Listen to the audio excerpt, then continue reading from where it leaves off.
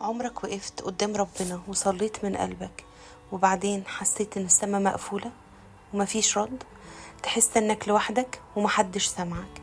في اللحظة دي الشيطان بيجي ويهمس في ودنك ويقولك شايف صلاتك ملهاش لازمة، ربنا سايبك. بس الحقيقة مختلفة تماما.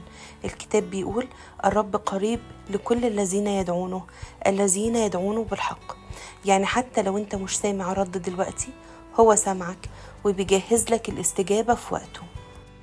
فاكرين زكريا وإليصابات كانوا بيصلوا السنين كلها وكانوا بيطلبوا طفل، وكل مرة كان شكلها مفيش استجابة، والناس كانوا بيقولوا يمكن ربنا نسيهم، ولكن في الحقيقة وقت ربنا المظبوط الملاك ظهر لزكريا وقال له لا تخف يا زكريا لأن طلبتك قد سمعت.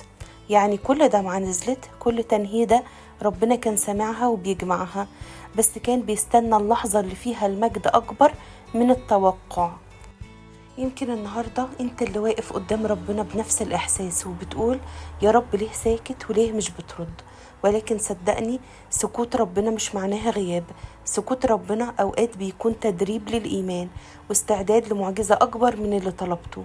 هو سامعك وقريب منك أكتر مما تتخيل. يا رب يسوع ادينا قلوب مستنية ومصدقة انك دايما بتسمع حتى لو الاستجابة اتأخرت ومش زي ما احنا عايزين. ادينا سلام نعرف نستنى بيك ونصدقك وان وقتك كامل ومظبوط.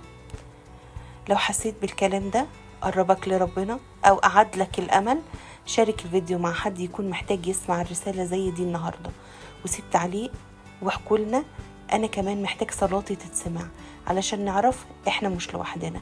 وافتكر تعمل لايك وحفظ للفيديو لو عايز ترجع له وقت ما تحس بالوحدة والحزن.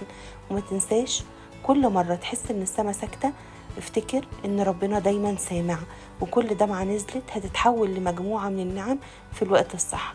السلسلة دي مجرد بداية ولسه عندنا كتير من الرسائل اللي بيها هنقوي إيماننا وندي لبعض سلام.